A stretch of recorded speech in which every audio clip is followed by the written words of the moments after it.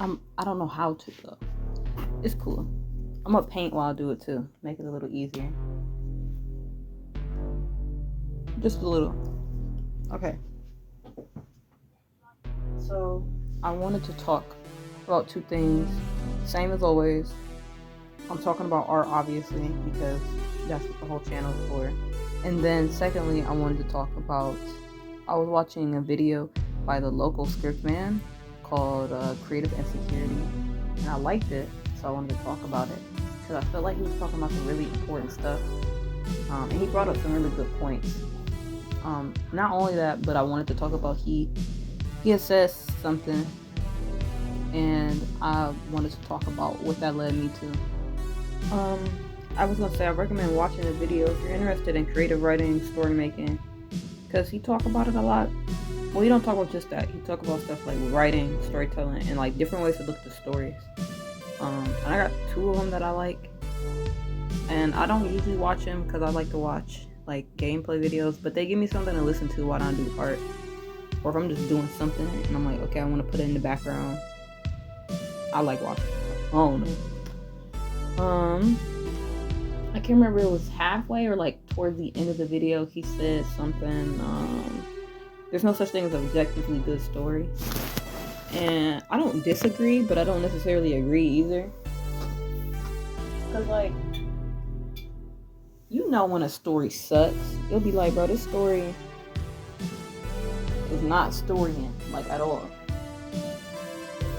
Be like, this story is not like good. I think he was trying to say like there's no such thing as a story that's gonna just win you hundreds and hundreds of fans. And I kind of agree with that because it's like if you want to get lots of fans, your story that you write needs to be able to communicate well. And that's what I wanted to talk about today mostly. Not just his channel, but that statement of communication, because I feel like if you can't communicate a story well, that's what makes it not a good story, not the fact that your character might just be evil. It's all about the communication. So the last thing I was talking about was communication in the writing. I had to start over with the second recording, so I'll repeat myself sometimes. Basically, I was thinking that he wasn't completely wrong. I just think that obviously he was talking about like you can't make that award-winning story. Like no one's ever gonna make that award-winning story. Nobody. Why the fuck is my mic so low? That's what I want to know. What the fuck? What about now? Ooh. Okay. Basically, he was saying like you're never gonna make that award-winning story. Nothing's like they're not that story that's just gonna wow every single person. And I wanted to go off of that because I feel like that could also work for communication. You objectively won't have a good or bad story, or I think you could say you can't have a good or bad art. It's just how you communicate that story and art. Because I know a whole bunch of stories that suck, but I know it's not because like the idea sucks. I'll be sitting there like, oh, like you should have did this or this would have been better. And I think you could say the same thing about art. You'd be like, oh, you could have done this or this could have been better. Shit like that. And me included. Because I'll look at art I thought was really good and be like, oh, like I did great on this. Like my art piece now, I think I did fantastic on it. I looked at it a couple days ago and I was like, oof. I don't know what else to do. But it's like I don't want to spend more time on it. I set the time limits because I feel like I do more with less. If I give myself more time to finish it, I'll be working on this till the end of the year. I don't want to do that. It's done now. If I want to revise it, I can. I might mess around with it after the video, but I want the video, what I have now, I want it to be what it is, you know? And I think that's something also you can learn to make yourself less creatively insecure. You just do what you got. Like at one point in the video, he was talking about how these people come up to him with stories, and essentially they just would be like, what don't you like? And then he'd ask them, like, what do you like? Like, what is something you love about the story? I feel like you can do that when you work with what you have. Like, just do more with less. You don't have to have a whole expansive story. and know what person is from where. You can start simple. Do more with less. This character is an elf. This character is a boar or an orc or whatever. This character is blah blah blah. And then move on. Move on. Obviously, if you want the story to be more expansive, you have to like do all that extra work. But I feel like a lot of people don't know what they like or want from the story because they put too much into the story. You want all these things to be happening, but you're not sure if they actually work. And instead of just saying fuck it and ball, that was nasty. I'm never saying that again. Instead of saying fuck it and just doing it, say, hey, can you tell me if you like this? Can you tell me if you like this? And I think it's cool to ask people if they like your art or writing. Same with art stuff. I do it all the time. I ask my friends like, hey, can I say something that you have done? I really like it. I want to share it. I'll share it online. But when I ask for critique, I'm not gonna let that critique change my entire piece. And I feel like people should do the same with writing. Let me move back into art because now I'm talking about shit that I'm not even specialized in. I journal. I don't write. That's not the same. I don't think it is. Anyway, I think talking about communication applies to art because you can make a really good art and then not be communicating it correctly, and then now it's not good art. You know, I think it falls in that line of whether or not you're realizing that you're not communicating, and versus, oh, my art is fine. It's a really thin line because like you don't want to hate your art, but you also want to be able to acknowledge like, okay, I did not do that correctly. I want to be better at that, and I'm still struggling with that. Like, I don't know how to not tell myself like, oh, like this sucks. You're a terrible artist. That scared me. This sucks. You're a terrible artist. Versus telling myself like, art, this sucks. We need to change this. When you learn to communicate, you learn. I feel like that's. Fuck. Hold on. I'm trying to say that when you learn to communicate in art, you're learning like how to make the principles work or break the principles and still make them work. You know, like you're breaking perspective, or you might be messing around with line weight. You might put some colors in there that don't even work together, but you made them work together, or you know how colors work together, so you changed how they work together. Stuff like that. You learned how to communicate, so now you can communicate however you like, and people understand it. Okay. I'm gonna change topics so that I am not talking about just this video the whole time. Even though I do like this video, I think you should check it out. I want to talk about things I learned this month. So I'm learning that trying to understand space is a pain in the ass. I also learned about what is it called? Give me 1 second. Alright, so I actually didn't write it down because of course I didn't. But I didn't write down what it's called, but I wrote down different types of it.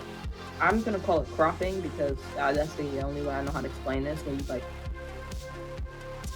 you change how like the viewfinder is for your piece of art. Like, will it be a landscape, be a portrait? And then you take some lines, like some guidelines, to try to figure out how you want things to sit in the space of your portrait.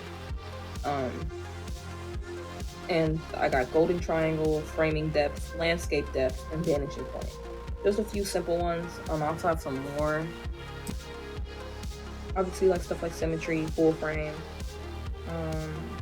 Basically, it's like composition in space. That's what I was thinking of. It's composition in space. That's what I couldn't remember. That's something I've been learning or studying this semester or this spring.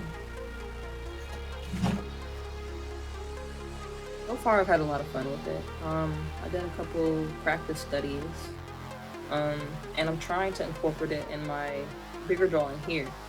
So for this drawing, I did several studies, and I even stopped doing 2 drawings. That's something else I learned, to just stop a drawing. Because sometimes it's not working, and that's okay, and you just need to turn it the fuck off and move on. Now, I wish I would learn how to just erase the goddamn canvas instead of just making copies and copies and copies and copies of one thing. But in this instance, it works out because now I can show you what I was working on. I've learned how to trace my sketches. So I used to make sketches in a sketchbook, take them and just look at them and then re-sketch them. And I realized that was stupid because if I already do it once, why the fuck did I have to draw it a second time? If my line art's already not good, why the hell am I wasting time trying to make it good on the computer when I know it's not? I just did double the work for no reason because it still looked ugly. So I stopped doing that. I just started importing my fucking sketches and then sketching on top of them. So I'm like, okay, yeah, this is where I'm putting this line and this line and this line. And a lot of people argue with me, like, what if you do traditional art? My traditional line work isn't the problem. I mean, it's not gorgeous, but it's not the problem. My problem is when I'm doing it on the computer. My liner's just shitty. It's weird. I have a pad. I don't have a tablet, so like it just, I don't know. I don't think it transfers really well. Just saying. But I learned to stop trying to do extra work. If I have the tools to do it, why am I not just doing it? You know, like that's silly. I have a couple examples of stuff I messed around with when I was making this drawing, including stuff from my sketchbook, but mostly digital. Like I did these two drawings, and both of them were, I started them like they were going to be finished pieces, and I just never finished them because I thought they were ugly, and I didn't work. But I fuck. But I think that what I ended up with was way better than what I was trying to do, because I felt like everything was just off and it wasn't making sense. And once I took a step back, tried to make some guidelines, actually changed the cropping orientation or the composition, I feel like it worked a little better. If I'm using these words wrong, I think I'm not. I don't know. I went to school, I promise. But I don't think I'm using these words incorrectly. Who knows? Not me. Hold on. What was I gonna say? I'm learning how to talk a little better. That's a new skill. I realized, I know we were talking about communication. I'm trying to communicate what I need when it comes to like art supplies or what I'm looking for in art is difficult. The other day, I was trying to explain, what I was trying to say the other day was I wanted to get stickers. I wanted to make stickers and I wanted them to stick on stuff and I wanted them to not unstick.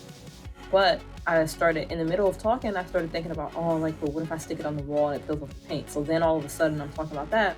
And the guy I'm asking was like, you want like fire and ice? Like, this isn't making any sense. I'm like, Jesus Christ, like I ruined this. I just wanted to know about double-sided tape for stickers. But I'm learning on how to be better at that and just take words back and be like, actually, no, that's not what I meant to say. I'm fixing it. All right, I didn't explain this drawing, so I'm gonna make this quick. Because I don't have a lot of footage for this drawing. I did a time lapse on Krita, not realizing that it was gonna make it 20 seconds, so I will not be doing that again. But it was kind of cool. I think I can use the time lapses instead of trying to shorten these videos down as much as possible, and then I can like do an actual recording. So I got the idea, I posted this on Tumblr like it might be a month ago now at this point, and I had like a little knot, and it was just like as a gesture kind of clown. It had like hooked helmet, all that jazz. One of my friends, Naomi, commented on the post, and we were talking in the comments about lore. That's where I got the idea for them casting spells for. It's a little hard to read in this in the format I put it in, but it's supposed to be essentially like she's raising her hand up to cast a spell. Like, I didn't want to give her a staff, that seems silly, so maybe like she just can conjure up magic without a staff. I'm not entirely sure. But that's what I wanted to do. I wanted her to be like she was casting this big giant spell.